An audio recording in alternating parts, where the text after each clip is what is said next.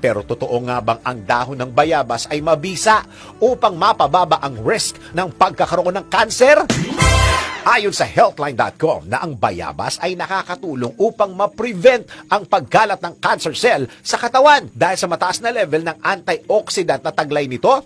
Dagdag pa ni Dr. Andrew Su, isang cancer specialist, na ang dahon ng bayabas ay nakakatulong mapababa ang risk ng pagkakaroon ng cancer gaya ng breast cancer, prostate cancer at oral cancer dahil sa mga nutrients sa taglay nito tulad ng antioxidant lycopene at flavonoid quercetin kung saan gumagawa ito ng aktibidad o proseso kontra human carcinoma cell lines. Bukod dito, nakakatulong din ang guava leaves upang mapababa ang blood sugar levels, boost heart health, nagpapababa din ng menstrual cramps at nakakapag-boost ng immunity ng tao. Kaya naman proven na maraming magandang benepisyong taglay ang bayabas. Totoong sa kalikasan matatagpuan ng lunas at mga benepisyo na mabuti sa ating kalusugan.